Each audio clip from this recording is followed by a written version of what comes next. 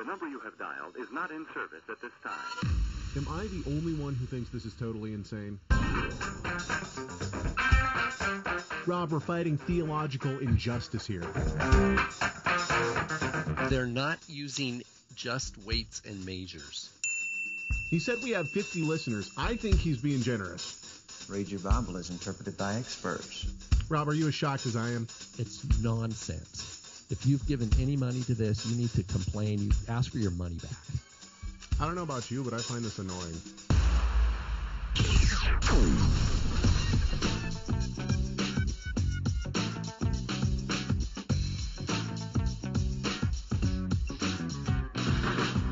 What up, and shalom. Welcome to the Rob and Caleb Show. My name is Caleb Hegg. With me, as always, Rob Van Hoff. What up, Hoff? How's it going, brother? Hey, Hoff is in the house. Oh, no, we've started talking in third person already. What up, and shalom to everybody there in the chat. The Hoff likes the Rob and Caleb Show. Oh, no. What's up, man? What's new with you? Oh, man, it's been an interesting morning. The reason that we're starting several minutes late is because Rob and I have been discussing back and forth about certain issues that we're going to bring up today. It should be an interesting show today. I feel a little bit unprepared, but sometimes I feel like that, and they turn out being good shows. So, yeah. What up, and shalom to everybody in the chat room. Good to see everybody in there. Looks like we have a nice sized crowd in there. And what up, and shalom to everybody listening at home and watching on YouTube. We are thankful that you are with us. And let's get all the, the must-dos out of the way. The Rob and Caleb Show is brought to you by TorahResource.com.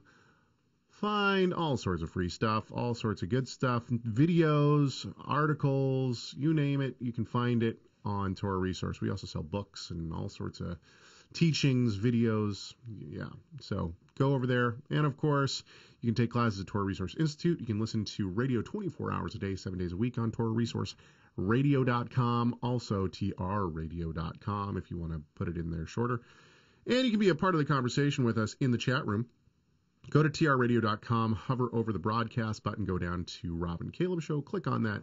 You will find the chat room button in the lower right-hand corner.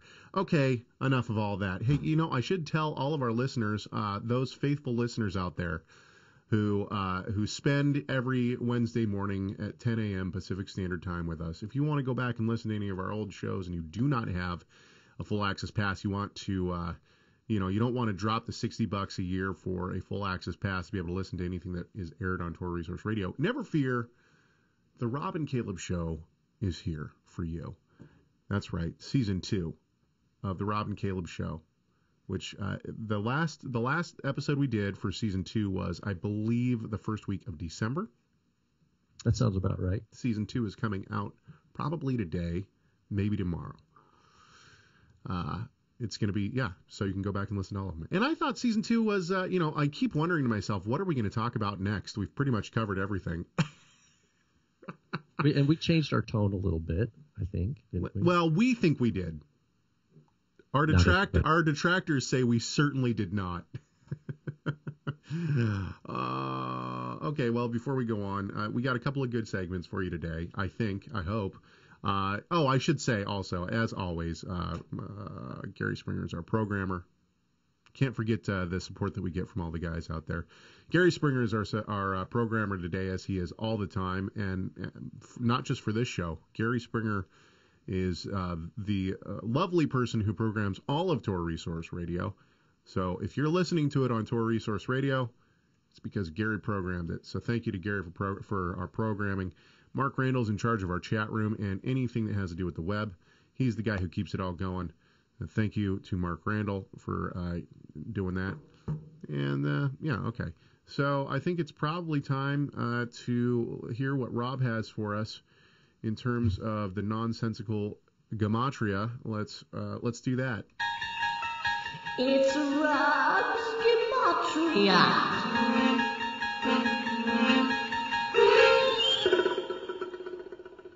Welcome to show number 108. 108. Oh, man. And we have some gematria for you all today. So put on your mystic hat. What are we at? Show 108. 108. Our first word that adds up to this mystical number is Oznaim. Oznaim, ears. Oh. And this reminds us of the scripture. To him who has ears, let him hear. And that people are listening to the Rob and Caleb show. Yeah. Oznaim. Oznaim. Aleph, Zion, Nun, Yod, Mem. Okay. Then we have another special word or construct. B'nai Levi, the sons of Levi. Now, Caleb, I know that I'm not a Levite. I don't know if you are or not.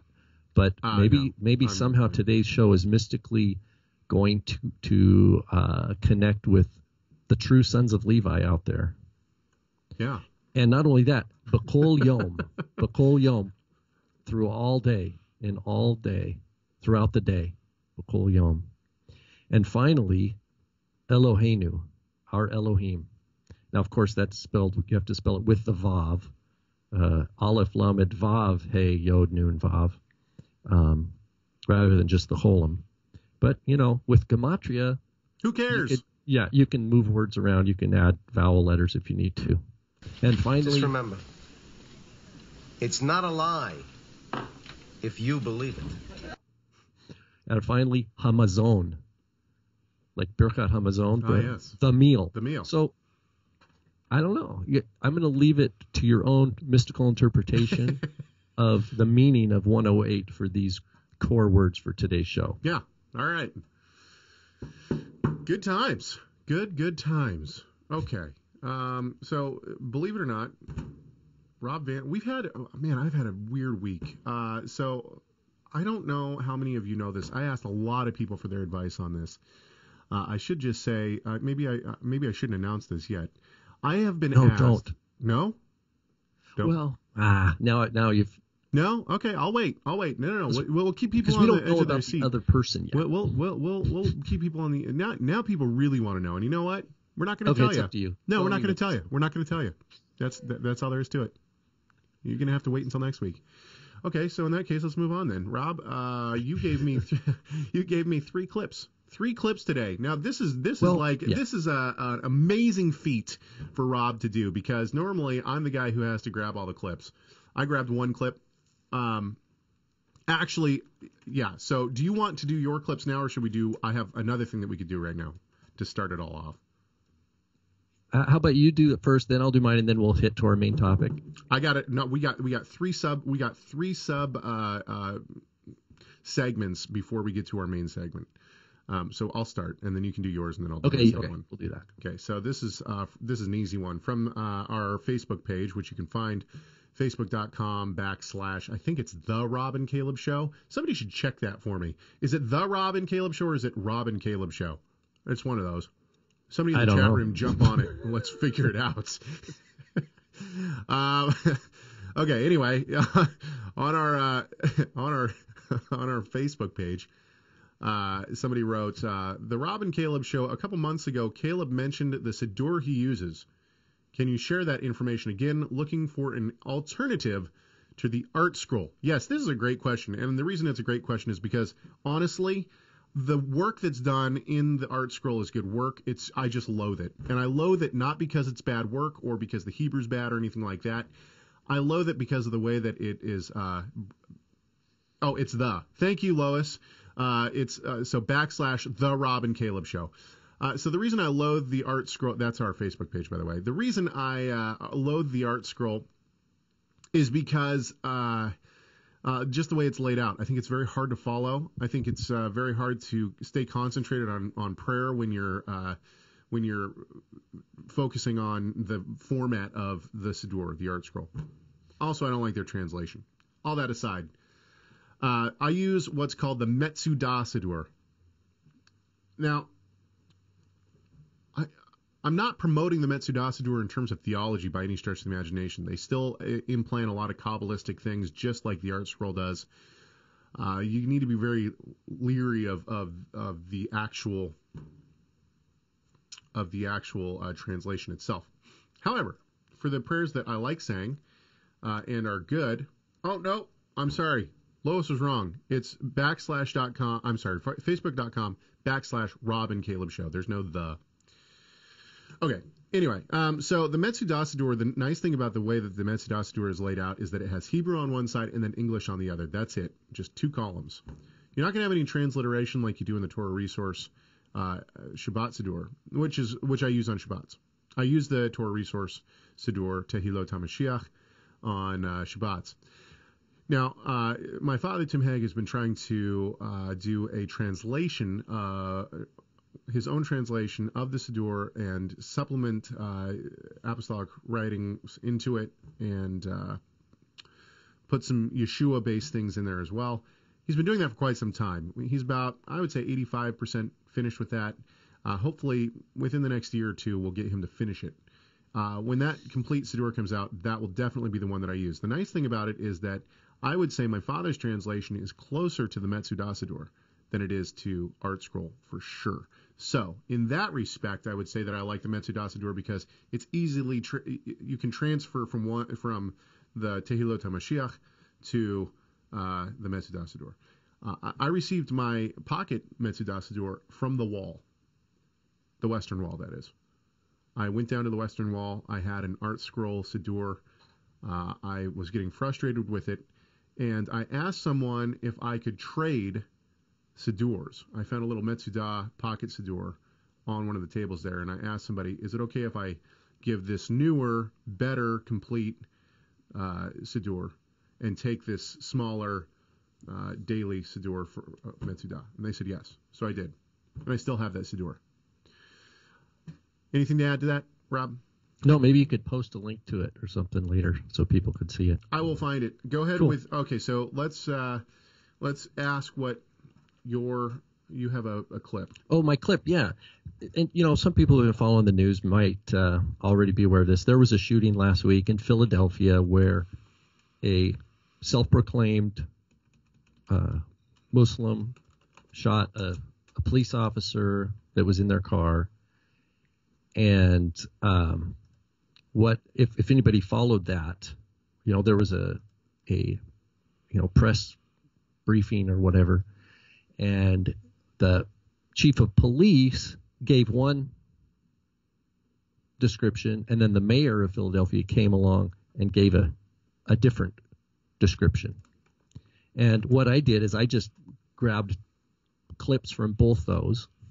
One from the chief of police, I believe it's the chief of police, and the other from the mayor, and I put them back to back. And it's all in one clip, but if there will be a pause place in between. But the reason, before we play it, I wanted to just kind of frame my perspective that I'm hoping to get across is how do we define religion? Some people might have read, I made this little article about Duplo Legos a couple years back. You can read it on Messianic Publications. I think Rob Roy's got it up there. And it's just one way of framing the issue of when we use terms that are so vague or abstract that we think we're talking about real things.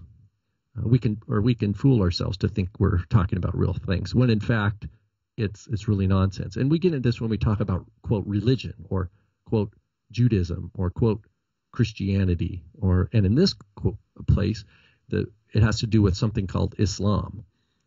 And so that's kind of the setup, dealing with abstract terms versus a concrete expression of faith of a person's religion.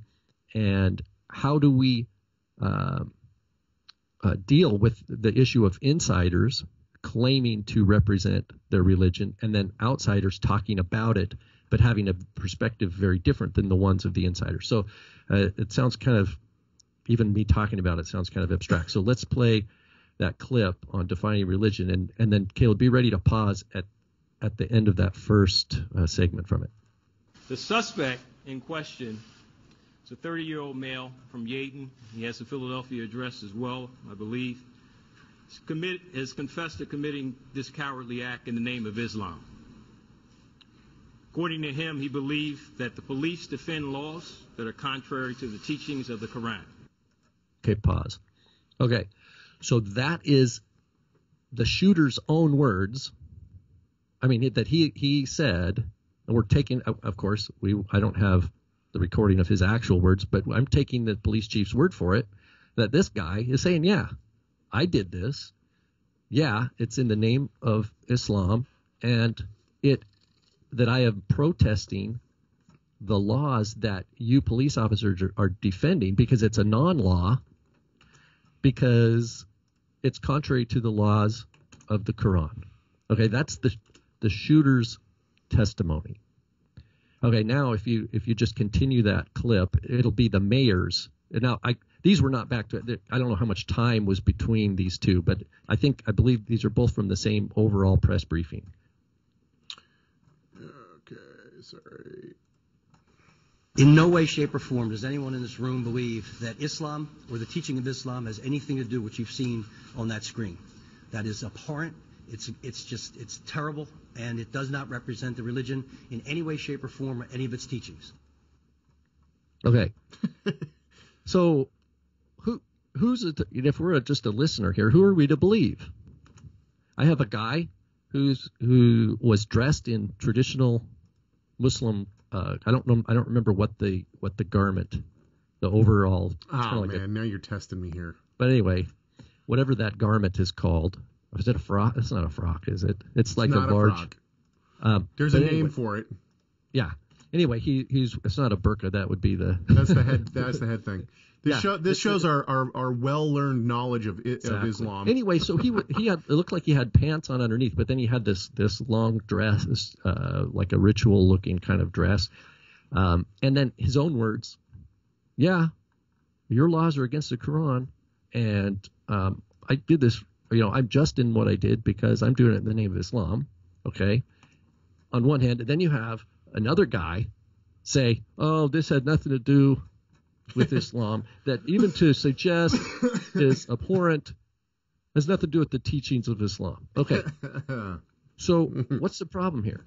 The problem is. Wait, hang on though. Isn't the second guy saying no? We don't agree that it's. Now maybe I misheard him. I thought what he was saying is that. Like, this isn't the true teachings of Islam. Like, we disagree with this being the teaching of Islam. Let's listen to it again. Where were we? 20? Which one? The second half? The second guy. Hang on. Yeah. Okay. In no way, shape, or form does anyone in this room believe that Islam or the teaching of Islam has anything to do with what you've seen on that screen. Okay, so what he's saying is the people in this room, we don't agree with this guy. I think that's what he's saying. Like, we don't agree that Islam teaches this. This guy says it does, but what we're saying is this guy's a terrorist. He's out of his mind. He's a moron. Okay, so let's say that about the mayor. So is the mayor going to tell us what true Islam is then? Yeah, I think he would. He would say it's a religion of peace, right? Is he in a position to define what Islam is? And then who? So then here's the question: who's in a position to define what religion is true? Oh, this is going to tie in well to our main. In other words, well, let's look within Christianity, just in the same issue. Oh wait, hang on. And now Adam brings up a great point. He says George Bush taught us that Islam is peace.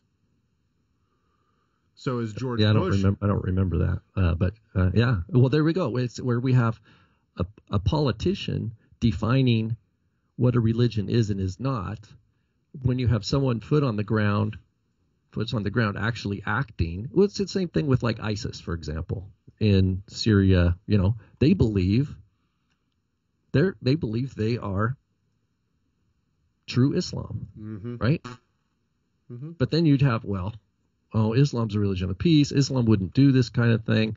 Now we're getting in an ideological polemic, or basically ideological war of who gets to define what is the true, quote, Islam. And here's the problem. It's an abstraction. The idea of Islam is an abstract term that is never going to be fully defined. Because each community is going to come along and say, no, we are the true Islam. Just like you say, we are the true Mormons. Those other Mormons aren't the true Mormons. We still believe in polygamy. That LDS has gone liberal by rejecting polygamy. We're the true Mormons. You have the same thing in Buddhism. You have the same thing in Christianity or in Judaism. Why? Because each of these big umbrellas doesn't help. It doesn't serve. It's too fuzzy. And that's why I get back into the Duplo Legos here. How is it helpful for our education to have the shooter say Islam is this, and then have the mayor of Philadelphia say, no, Islam is this? Okay, let me play devil's advocate here for a few seconds. Okay. So you had the same kind of thing going on in Jerusalem in 1948 when the guys walked into the King David Hotel, which was really the British intelligence, right? And they put the bombs in the basement, and they walked out. They called. They said there's a bomb in the hotel. They didn't believe them. They blew the hotel up, and a lot of people died. Okay, so the question is that, I mean, were they doing that in the name of Judaism, and would we say that was a correct representation of Judaism? Well, it's like the guy we read a couple of weeks ago. Was it the guy who said he wants to get the vampires out of Israel? Yeah. Talking about Christians are vampires because they drink blood. What I'm wondering is, are you saying that no one is able to define what a religion is? I'm saying that the words like, religion and words like Christianity and Judaism, they are only superficially helpful. And our example, from last week was that we have these, quote, rabbis representing Orthodox Judaism, and they're endorsing a partnership with, quote, Christianity, or the church, which is really the Catholic Church, in this kind of picture of how we're going to co-labor to bring God's will into the planet. And as long as we keep it in these big, like, Duplo Lego pictures, we'll go, oh, yeah, okay, I can sign on to that. But you can't, it's not going to stick together. Oh, man, it's we're going to have It's fun. not going to last. We're going to have fun with the main topic today. Is that clicking, what I'm trying to say? It clicks, but at the same time, I think that, we have to be able to use words. You have to be able to use words at some point. Okay, of course. Okay, and my point is that basically when it comes to religion... But when it comes to a person... When it comes to religion, you basically what it feels like you're trying to do is erase all words from being able to be used. Okay, Caleb, do you practice Christianity or do you practice Judaism? Well, I understand that we have to define our terms, but once my terms are defined, I can use those words. I would say yes, as a blanket statement of Christianity, if we're going to say that Christianity is simply a belief in Christ, then yes, I practice Christianity. Right? Okay. So, I mean, once the term is defined, I understand what you're saying, and I get what you're saying. I agree with you. How can this guy say? Basically, what I hear you saying is, how can this guy say, Islam doesn't believe this? Who is this guy to be able to interpret Muhammad, as Adam has so rightfully said in the chat room? Who is this guy to be able to interpret Muhammad and his motives and his beliefs, his faith, and what he was trying to convey? When he's not he has no skin in the game. Yeah, he's not a Muslim. He's not. And it's in his advantage to promote tolerance as a mayor. He wants political correct. He wants there to be. He wants people to get along with each other. So let's not get down into the weeds.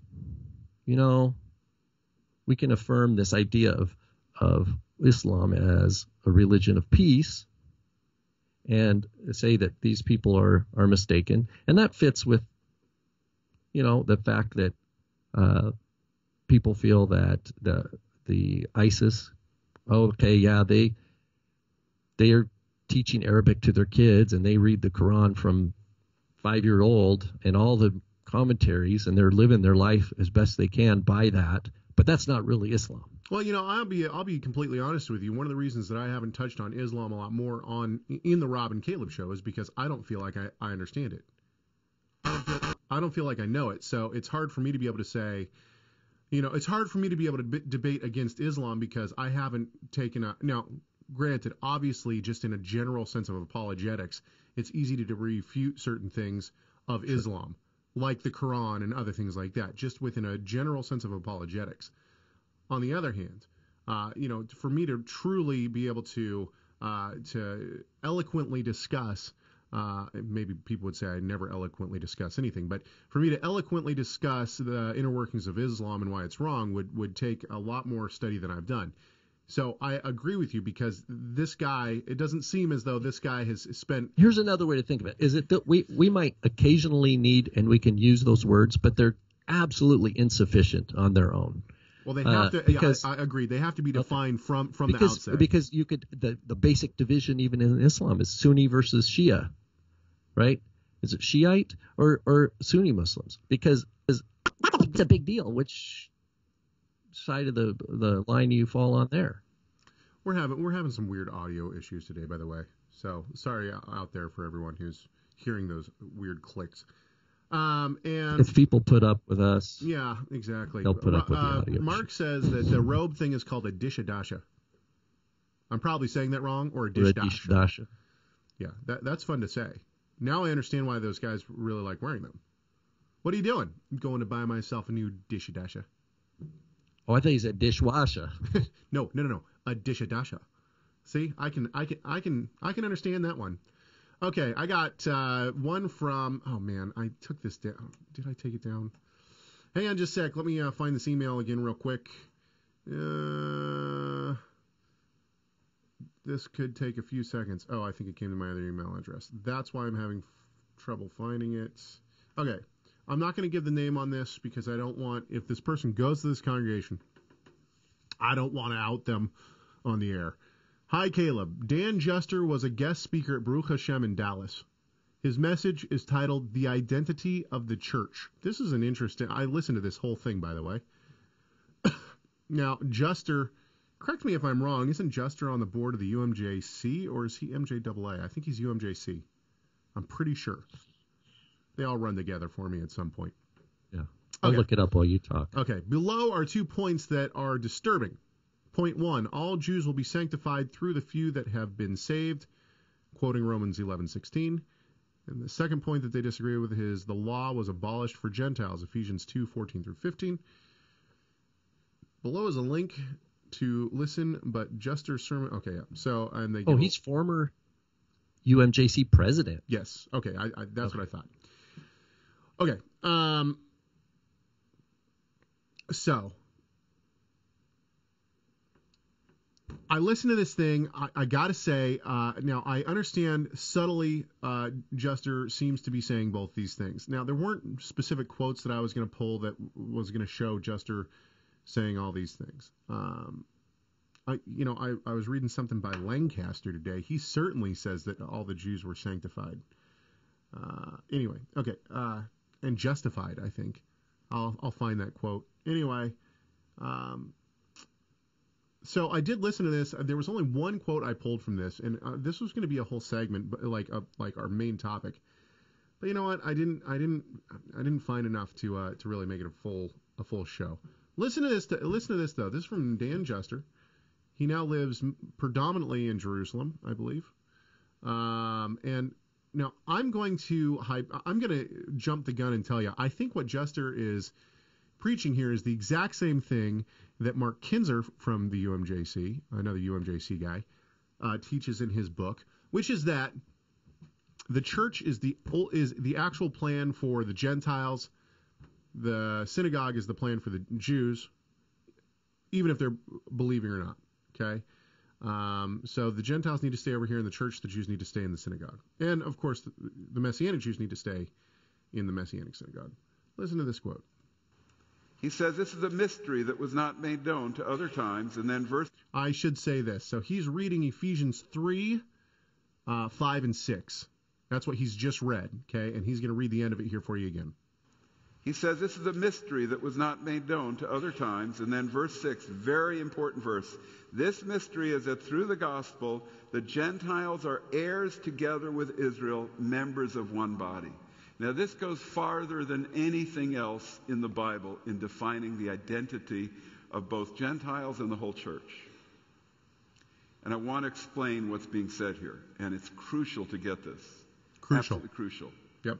The text talks about the crucifixion of Yeshua abolishing the law and its commandments that stood against us.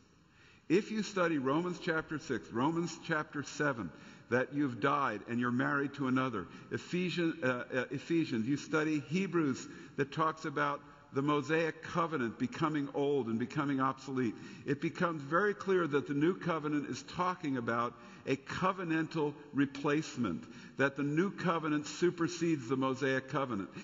Okay, the new covenant supersedes the Mosaic covenant. Now, wow, now, that's interesting right there. You know, I haven't heard the whole thing, but is part of their group the guy who made up the word crypto supersessionist? Yes. Okay, so he's using a similar vocabulary. Now he might be using it a little bit differently here.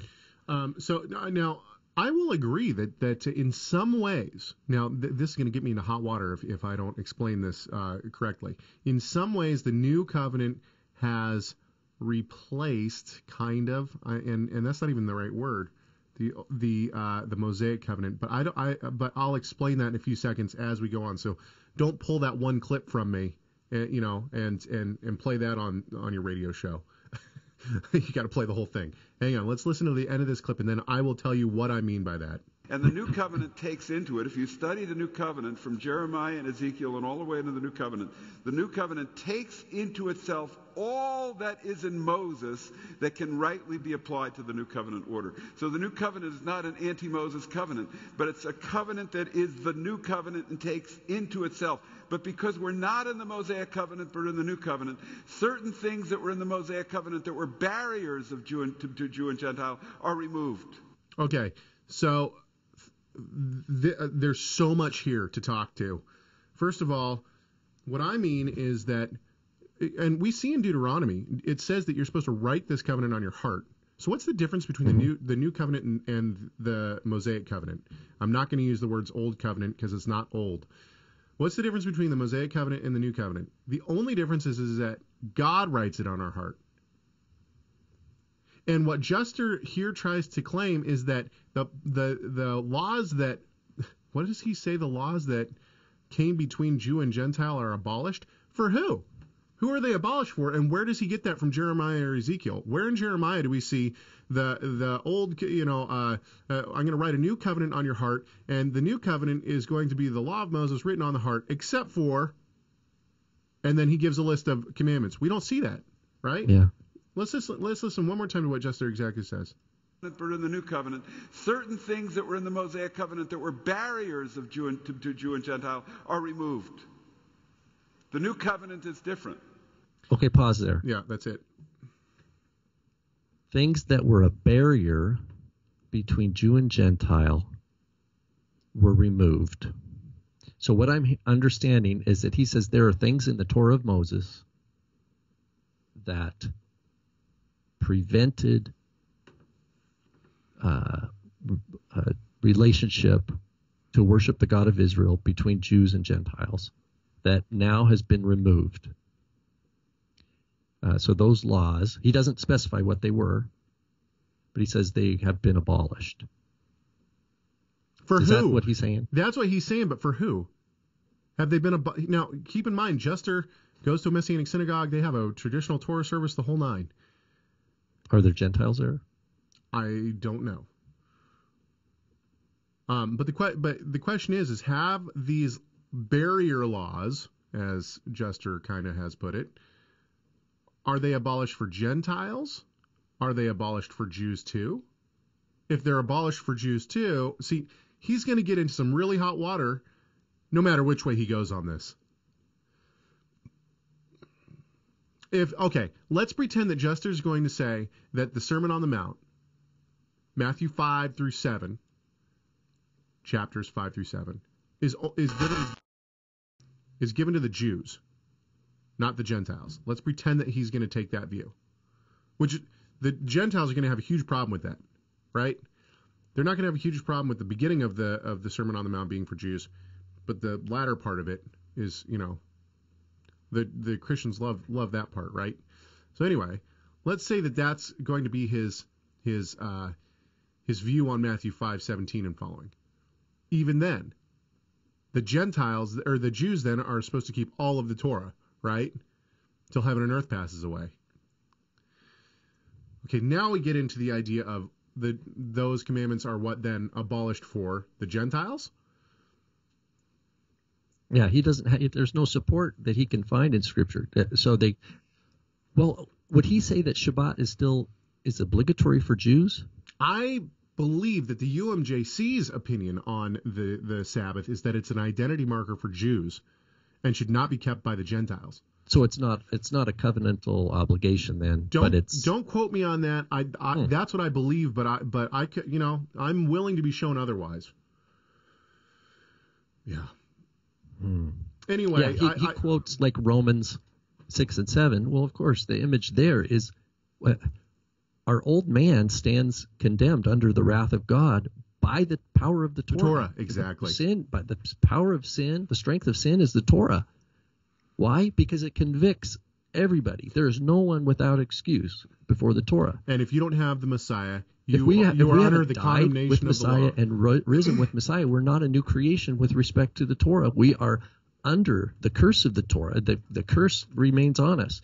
I don't understand why he's saying that has to do with doing away. It's not like the picture I get is that, like, if you imagine a courtroom, God's up there as the judge, and you're standing convicted before the law because you've broken the law. And what he says, you know what? We're just going to tear up the law. We're not going to, you know what I mean? No, that's not what happens. The law stands because God is judge. What has to happen is there had to be a death. Okay. And participating in the death of Yeshua, who, though he was a tzaddik, he was without sin. He died, and death had no grip on him. By his grace, we have new life in him. But we can't participate in the life of Messiah unless we first participate in that death. What I see Jester doing here is putting more onto the new covenant than what's in the Word. He is putting his own preconceived notions of what the new covenant is into the text. He wants to hold the line, let Jews be good Jews and Christians be good Christians. And here's back to my argument about this. It does fit with the whole Philadelphia thing. As long as we stick, it's almost like he's using the language of the mayor. In other words, too much on the abstract, too much use of abstract terms and commitment to abstract categories rather than clarity of definition. He's too much in the abstract realm. That would be my opinion here. And I think his reading of Hebrews is misguided as well. But Hebrews is talking about the Aaronic priesthood. It's so clear. I mean, it's all about the Levitical priesthood, and that the temple was getting worse and worse and worse. There was political corruption, and they knew from Yeshua's words that it was on its way. Not one stone would be left upon another. That's whether we put the temple or put Hebrews authored before the destruction of the temple, or maybe right on the heels of it. In any case, all the confusion in the air about what do we do? What do we do? We have no Levitical. We can't keep the Torah according to Levitical laws now. What's going to happen with atonement? I mean, he totally removes that crisis of faith, of Torah piety that's very real, and just goes to the abstractions. Oh, see, it was abolished. It was done away. I don't get it. And maybe, he wrote a book on like Christian support for Israel. I wonder how much, not to turn everything into economics, because God knows his heart. God knows our hearts. I can assume the guy's doing the best with what he knows. But I wonder how much funding comes from evangelical Christian world. They don't want to. He gets funds from people who don't want to be told that they have to keep the Shabbat. He's got his doctorate from an unaccredited Florida university. Okay, fair enough. Now that doesn't mean anything. Torah Resource Institute's not accredited. That's true. I have to say this about Jester. I'll give the guy some kudos on this. He's a dynamic speaker. He is interesting to listen to. He captivates the audience. There's no doubt about that. But he's definitely wrong on the new covenant, in my opinion. So it doesn't gel with my reading. I think he's misrepresenting Romans 6 and 7. I think he's misrepresenting the Epistle to Hebrews. I think he's misrepresenting Paul's argument in Ephesians. It's just totally. I got an off-topic question for those in the chat room. Is it too provocative to play a clip that uses the word CRAP on the Rob and Caleb show. Because Rob sent me something, and I know that there are little ears that listen. I've been pondering this. I think if we had an all older audience, it'd be one thing. But I know we have young homeschooling children listening who can probably spell already and know exactly what I just spelled out. But we do have another new sound clip from Mr. Van Hoff, and this one will go onto our soundboard. Well, I don't like to judge people, but that's wrong. Perfect. Okay, let's get to the topic at hand. By the way, for anyone who wants to know, I put an Amazon link on the Rob and Caleb Show Facebook page to the Metzudas Adur. Okay, this is what we have from our friend Frederick. He says, can you guys comment on this paper? It's gently, perhaps, targeted against Brother Tim's teaching. Tim Hegg from the introduction, page 1. Okay, so, and now this is from he gives a link to this. This is from James Pyles, who writes a blog, My Morning Meditations. Morning Meditations has been going for quite some time. He has a huge readership, I believe. At least he makes it out to be that way. And I know a lot of people who read his blog, so I agree. And I've actually had some back and forth with him before. This article is actually from 2012, September 24th, 2012. So it could be out of date. I don't know. And so he begins by quoting my father. And this is basically a response to my father's article, What Version of the Mishnah did Paul read? Okay, so he's going to start by quoting my father. I put this in your show notes, but I will read it here for those who do not receive the show notes. And this is from my father's paper. The title I have chosen from this study is a tongue-in-cheek attempt to highlight something that seems to be missed by many, namely that the Mishnah did not exist as a written document in the pre-destruction era, so it is quite obvious that no one, including Paul, could have possibly read what is known in our day as the Mishnah. In fact, as we shall see, the Mishnah was not widely read by Jewish communities in the centuries immediately following the destruction of the temple. That's 70 CE either. For the Mishnah was not published, quote marks on published, as a written document until much later. Along the same lines, it is a methodological error to speak of first century Judaism, for no such monolithic Judaism existed. We must rather speak of Judaisms, plural, in the pre-destruction era.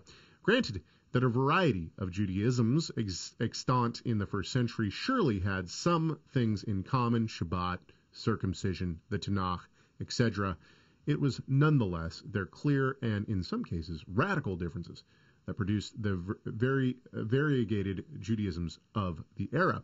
Unfortunately, the presumption of some in the Messianic movement, in that the later corpus of rabbinic literature present a monolithic, historically accurate description of the Judaism practiced by Yeshua and his disciples.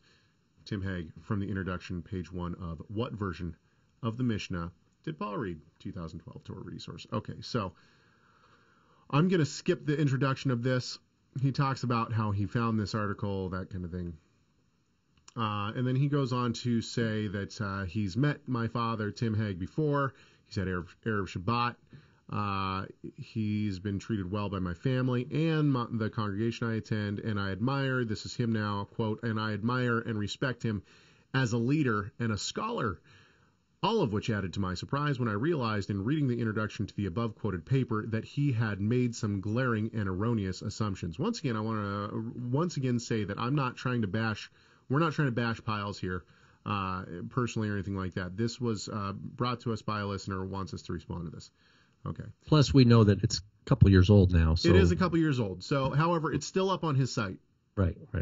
So, okay. He says, I can't think of anyone in Messianic Judaism who believes that the Mishnah we have today is a direct reflection of how Judaism or Judaisms functioned back in the late Second Temple period when Jesus walked among his people Israel. I have no idea, even after reading Tim's paper in full, where he got that idea. Certainly my drive to investigate the evolution of Judaism as it relates both to the ongoing authority of Judaism to define itself across time, whether or not first century halakha and modern halakha can be considered equally valid for the Judaism of their times, doesn't assume a fixed, static, and non-adaptive set of applications of Torah over a 2,000-year span. Okay, let's stop right there. Let's begin with this. This is interesting. So James Pyles has done work for FFOZ. He's written, I believe he's written stuff. Maybe he hasn't. I think he has, though. I think he's written some stuff for FFOZ. And then actually, what's interesting about this is this section right here, this paragraph right here, down in the comments section, the very first comment. Well, wait, pause for a sec. Can I make a point? Yeah, of course. Could you read the title of your dad's paper, which was also he gave it as a conference also, but what was the title of your dad's paper? What version of the Mishnah did Paul read? Okay. It's already tongue-in-cheek. We have to understand that your dad is exaggerating a point. He's exaggerating the case to make a very important point. Right? I mean, that obviously, because even the person, it's going to jar the person saying, oh, wait a minute. The Mishnah didn't exist didn't exist yet, and let alone would it have existed in a written form that Paul would have sat down and read it. Okay, so, but Pyle's first critique... The very title shows that it's a caricature. Okay, but Pyle's first critique of the paper is that no one in Messianic Judaism and no ministry that he knows of believes that the Mishnah, the that law... Paul would have read the Mishnah. That I think that he goes even farther. That the Mishnah cannot shed light on first century Judaism. That's what he's saying. He says, I can't think of anyone in Messianic Judaism who believes that the Mishnah we have today is a direct reflection of how Judaism or Judaisms functioned back in the late Second Temple period. So what he's saying is that no one's reading the Mishnah back into first century Judaism. So let's go to Exhibit A. Now, I'm not going to down this because this guy was kind enough to send this to me for free. I asked him about it on Twitter. He sent me a free copy of it. I know the guy. He's done artwork for my dad's book when my dad worked at FFOZ. He worked for FFOZ. He now runs a organization called Emet HaTorah. I'm not showing this to down this because I honestly have not listened to it yet. However, I have had some discussion back and forth with the person who did this about the name and what is the content of this. It's called Perkei Avot and the Teaching of Yeshua. So Emet HaTorah certainly is trying to read Perkei Avot, which is part of the Mishnah, the latest part of the Mishnah, nonetheless, back into the first century and say that Perkei Avot was certainly extant orally, at least parts of it were extant orally within Yeshua's time. Exhibit 2. This is my favorite one. Oh, now first let's. We have others too. We have others like too. Just the people who call Paul Rav Shaul or Rabbi Shaul, they are taking later, Rav Shaul particularly. Paul never called himself a rabbi. I never called himself Rav, but I see that on the internet a lot. People doing that. I see people taking Metatron from even later post-Mishnah rabbinic world, even medieval rabbinic world, and saying, oh, Yeshua's Metatron. And Metatron goes back, and it's like this whole picture. I mean, we see this kind of thing. Or just like we saw in that movie, remember the clip where Yeshua is citing Hillel? Yeshua is citing the Babylonian Talmud to some Pharisees. We saw that in that movie, Killing Jesus. Okay, so that's why your dad made the provocative title. That's why he gave it that title, to kind of jar people, to kind of see the silliness of it. Why? Because then people can go, oh, okay, I guess it is out there. We do see where people have taken, they imagine Yeshua being a sage of the Babylonian Talmud, arguing Gemara. So So Boaz Michael jumps in. Boaz is the president and CEO of FFOZ, First Fruits of Zion. He says, I know of not one Messianic Jewish ministry or teacher that holds the position Tim puts forward. He's talking about exactly what Pyles just said. Okay. Now, I know that we're still on the first paragraph here, but I would like to give you Exhibit 2. This from Restoration by D. Thomas Lancaster, published by First Fruits of Zion, page 138, bottom of the page. When the Mishnah was compiled in the late 2nd century and early 3rd century, these traditions, talking of the traditions within the Mishnah, these traditions were incorporated into the document and thereafter became definitive for Judaism. In the days of Yeshua, and the apostles, though, such traditions were just traditions, variously practiced, accepted, and argued. Yeshua himself lived by and even through his compliance, endorsed the majority of Jewish tradition. Speaking of the Jewish tradition within the Mishnah. At times, however, he shoved tradition aside. His criteria for doing so were based upon the literal commandments of the written Torah. When a tradition contradicted the written commandment of God, the master regarded that tradition as void. A classic example of this is the hand washing in Mark 7. So, although Boaz Michael and James Pyles, who Pyles has done work for FOZ, they say that they know of not one ministry that does this. I would put forward that FFOZ clearly does this. Not only that, but you brought up yesterday when we were discussing this, Rob. You brought up the fact that they have published the Levertov, who does that all the time. Oh yeah, using the Zohar and using rabbinic text to try to, and Levertov did that. Levertov is one of the messianic luminaries, promoted. If you read, he's got a book that's in Hebrew about the life and times of Paul. He mixes the Talmud in as if that was the education system that Paul went through. I mean, there's a lot of anachronism going on there, and I like some of what you read there from that book. That Lancaster. I mean, at least he does say that the Mishnah proper was compiled. He's given somewhat of an accurate view of what the majority of historical scholarship would assert. However, but hang on. I would say that the hand washing of the Pharisees is very different than the hand washing that we find later in the Mishnah. That there are two different. The ideology of an oral Torah that goes back to Moses at Sinai was just not part of the world of the Pharisees, and there's issues with that. And I think another angle is that there are people in the Messianic world. Now, I know I've encountered them. I just to be upfront, I can't remember off the top of my head. I'm sure I could find it. That read Acts 15 as the Noahide laws. Oh yeah, and that's now the they other might point. not be. I can't think of any particular Messianic ministry off the top of my head, but I know there are popular teachers. I think Dr. Keener might be one of them. He is, and but Lancaster does it himself. Who will equate the Noahide laws with Acts 15. And that's another example of anachronism. I got quotes right here from Lancaster talking about the Noahide laws in Acts 15.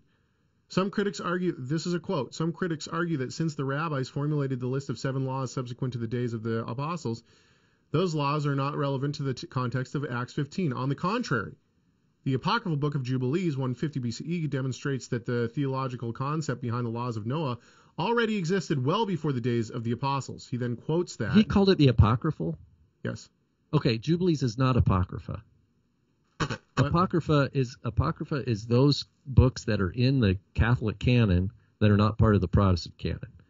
That's what the Apocrypha is. Jubilee's not part of that. That's he's misusing that term. Just okay. Anyway. Okay. Okay. That's neither here nor there. Well, neither here nor there. Then he quotes that. Okay.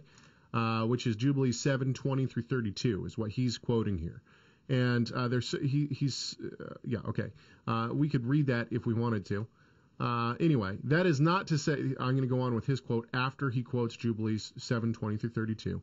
That is not to say that the apostles considered observance of the laws of Noah or the 4 laws of the apostolic decree as sufficient for attaining salvation. The laws of Noah offered Gentiles a baseline for ethical moral conduct, but salvation came to the God-fearing Gentile believers through the grace of the Messiah Yeshua. Okay, so basically he's still reading the Noahide laws, which we find much, much, much later, back into Acts. My only point in this, I know we've spent a significant amount of time on this first paragraph, but for Pyles to assert, and for Boaz Michael to say that they don't know of any ministry that does this, the ministry you work for does this. That's the point. Let's keep going with Pyles here, because this is going to get interesting. I know that we're going to have a long show today. I can already tell. I remember there was a FFOZ teaching about the two souls, that you have an animal soul and a spiritual, a divine soul. I remember that. And that's, this kind of teaching, that's it. Now they might not be literally saying this is in the Mishnah and this was in, Paul knew this from the Mishnah or early tradition. They might not be explicitly saying that, but by implication, by teaching later rabbinic doctrines about the soul and things like that, and teaching them as part of your ministry to get supposedly to get the light of Yeshua and the gospel out into the world, that's the very point. Okay, I have my finger ready on the button for the Hoff goes off for this next paragraph, okay? Uh-oh. Here we go. Also his point, this is back to Pyles, also his point that, and he's talking about my father's paper now, also his point that in the days of Jesus that there were multiple Judaisms, Pharisees, Essenes, Sadducees, and so on, is hardly a revelation. Again, I don't know anyone in the Messianic Jewish movement who would deny the multi-sect nature of first century Judaism. On the other hand, if we look at modern Judaism or modern Christianity, we could say the same thing. If there was no one unified Judaism in the day of Jesus, there must certainly be no one monolithic unified modern Christianity either. Of course, I don't understand even why he makes that point. Anyway, well, I'll keep going. The fact that the Christian church exists as perhaps hundreds of... why does... let's go back for a second. This statement right here, I still don't understand this. What does he think Paul was doing when Paul wrote his letters? Of course there wasn't one unified Christianity. That's ridiculous. Anyway, let's keep going.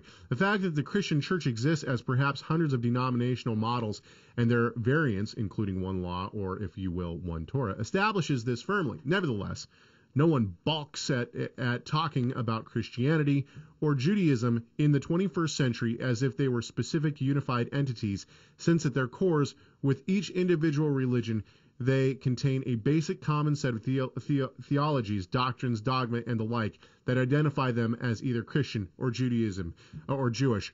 I balk at it. That's what we do on this show all the time. The 21st century, Rob and Caleb, here we are, balking at the idea that there was one unified Christianity or Judaism in the first century, or even today. Let's keep going because this is going to get fun. It's as if Tim constructed a very well-written and organized paper based on faulty assumptions about Messianic Judaism. It's never been about the Judaism of late Second Temple times being one unified entity, and it clearly has nothing to do with the belief that the Talmud, which is comprised of Mishnah, Berita, Gemara, Halacha, and Agadah, as we understand it, have existed as the same body of information in the days of Jesus and the apostles as it does today. Actually, I would disagree with him on that too.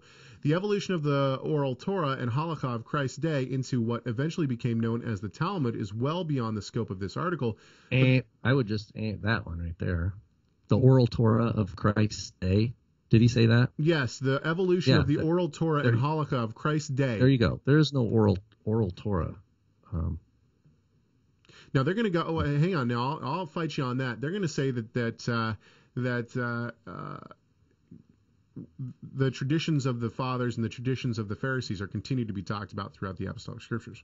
Yeah, but that's not oral Torah. That's not the same as oral Torah. I would agree with you on that. Okay. Oral Torah is if we're going to use the term the way the rabbis use the term, oral Torah is a doctrine that Moses received 2 Torahs at Mount Sinai, one written, one oral, and that you can't understand the written without the oral. That's what oral Torah is in the rabbinic worldview. The Pharisees didn't make that kind of claim about their own teachings. Yeshua is the first one to make such a claim. Yeshua claims to have all authority in heaven and earth. Heaven and earth will pass away, but my words will not pass away. Right. Okay, so let's go on then. He says the evolution of the oral Torah and halakha of Christ's day into what eventually became known as the Talmud is well beyond the scope of this article, but the seeds of what became Talmud certainly must have existed in some form in the Second Temple period and before. What we know of Hillel and Shammai is recorded in Pirkei Avot, which is super late, by the way, which is the ethical teaching and maxims of the rabbis of the Mishnaic period. And yet both Hillel and Shammai predated Yeshua by a generation and the formalization of Mishnah by centuries. In the conclusions section of Tim's paper, he states, and now this is a quote from my father, we see then that there is no historical nor biblical case for accepting oral Torah as divinely sanctioned.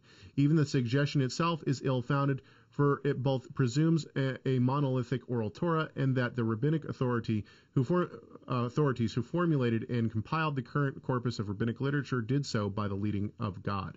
Point 7 of his end quote.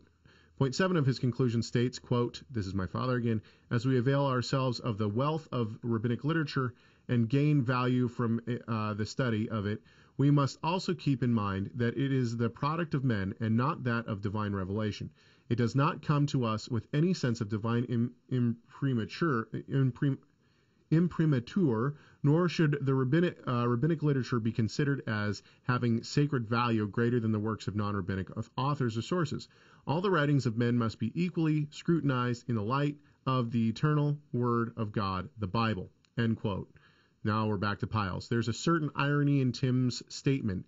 If you fix your gaze not on the rabbinic writings that are encapsulated in Talmud, but on another rabbi's writings, which we find in the light of the eternal Word of God, the Bible. We take it on faith that the Bible, the Holy Scripture of God, are divinely inspired, and not merely the writings of human beings. But, even then, most of us don't believe that God simply dictated the Bible to myriads of human beings over several thousands of years of history, and that the authors involved were only human word processors. In fact, how much of the personalities and viewpoints of all of these authors made their way into our Holy Scriptures is a hotly debated point among religious scholars and worshipers. I'm not sure why he would bring this up.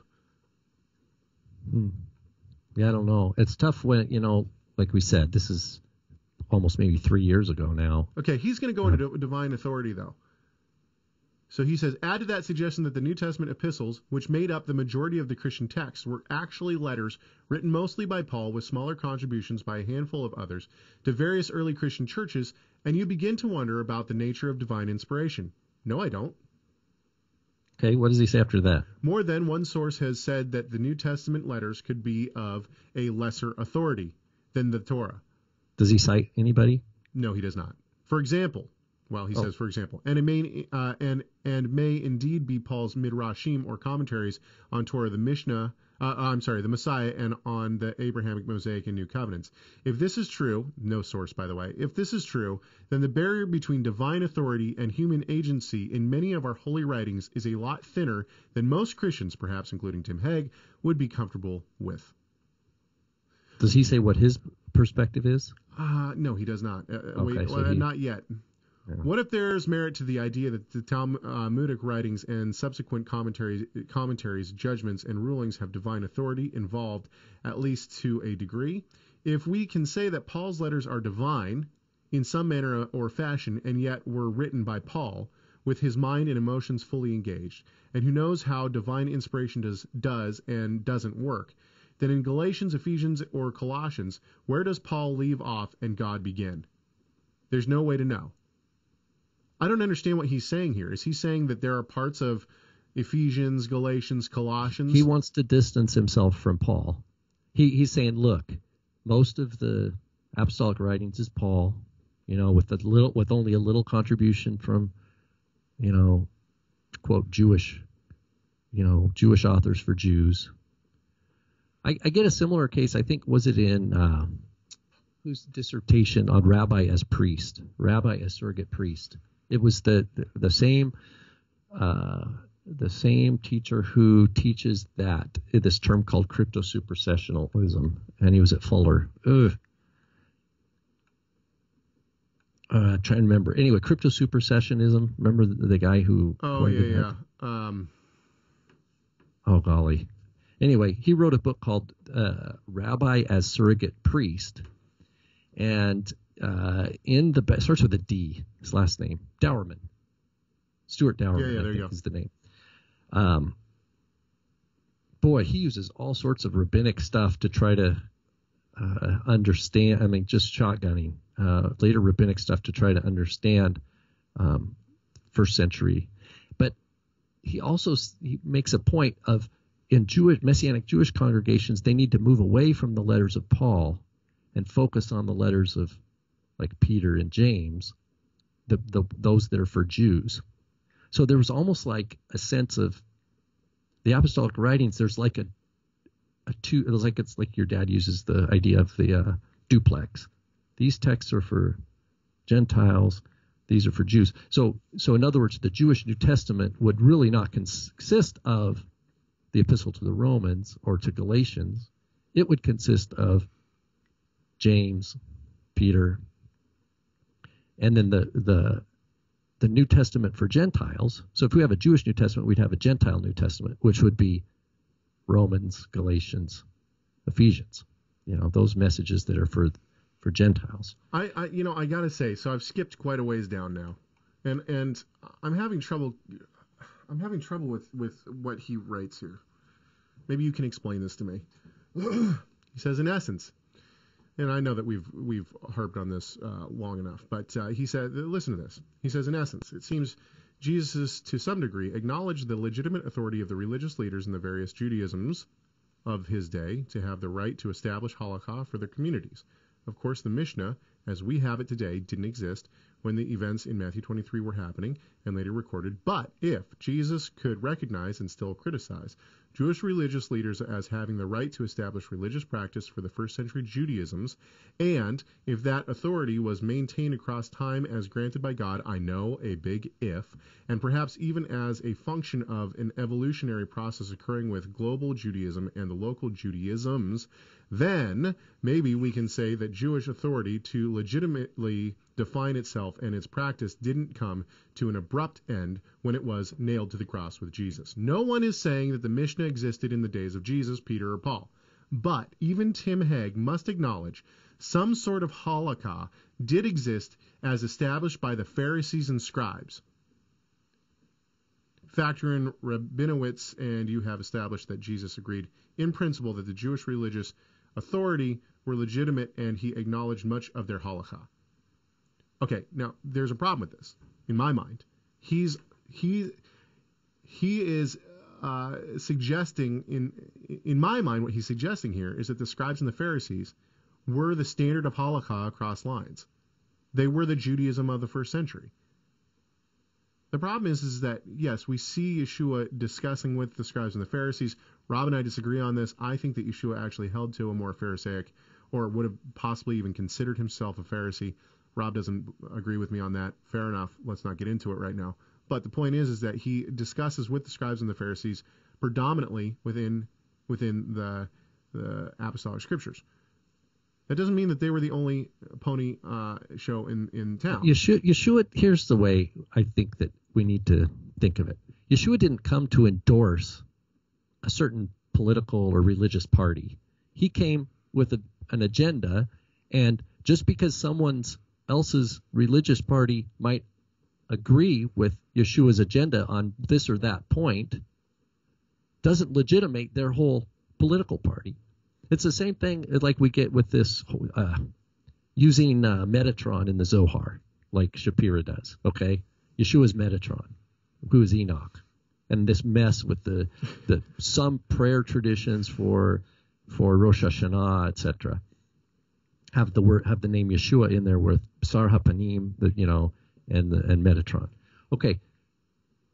Or we find something in Pirkei Avot, maybe. Like I don't know this.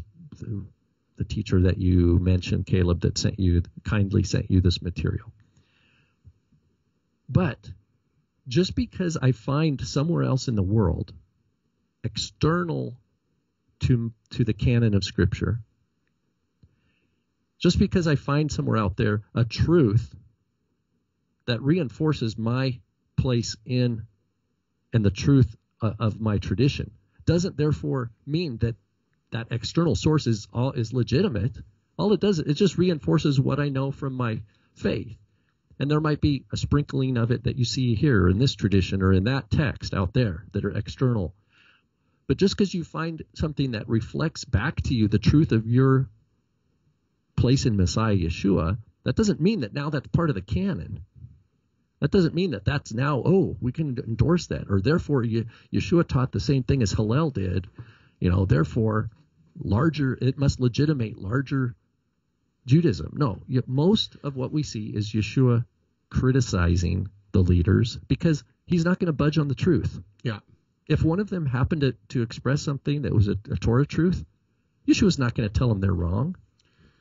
But on the flip side, he was there with his agenda, and the people spoke. The leaders, those same leaders, they spoke. They had their day. And Yeshua ended up he was mocked, beaten, spit upon, hung on a tree, or, nailed to the cross. And,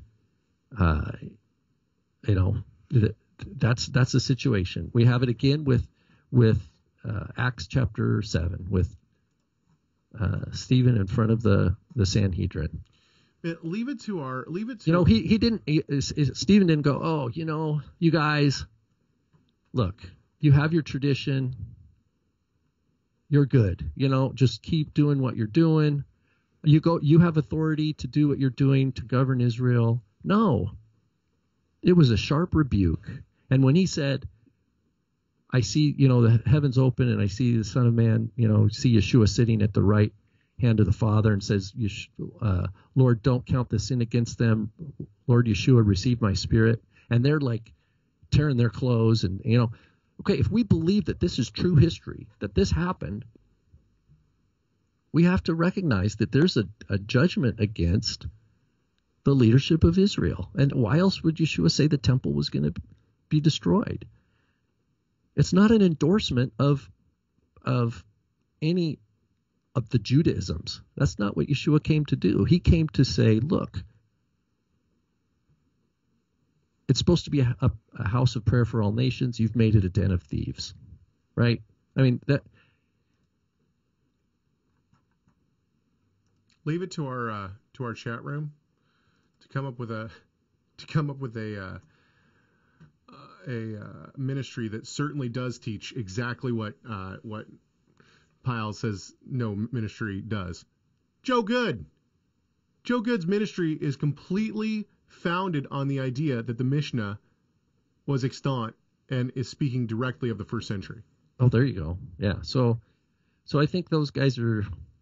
The idea that it's not out there, I think it's it is. It's out there. And the reason... You don't want to admit it, but it's out there. Right. That's and the point. reason Tim Hegg chose the title he did, what version of the Mishnah did Paul read, was to get people to go, oh, yeah, that is a caricature. Why is... And then what it does, it gets the weird, well, okay, yeah, I guess this is something... He's using hyperbole, right? Or what do you call it? He's exaggerating the point so that we remember the lesson. I think that's, and I think it accomplishes that. But it seems like in this review, it's taken too seriously. Like, I don't know anybody who says that Paul read the Mishnah. Well, probably not, because that's in the exaggerated form. But we've given plenty of examples of today where it's taken for granted as being history. Okay. I think that's good. Okay, so I hope you enjoyed this look at, various different topics.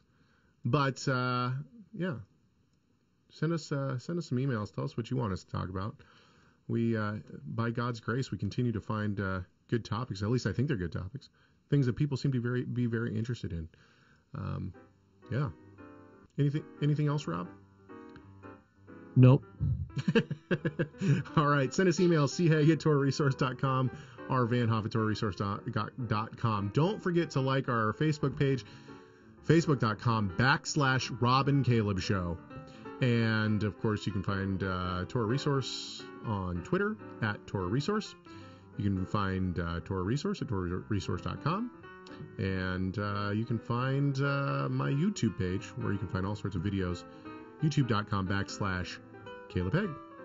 I think that's about it for us. So I hope that what we've talked about today in some way has given some insight and has glorified our great God and Savior, Yeshua, the Messiah.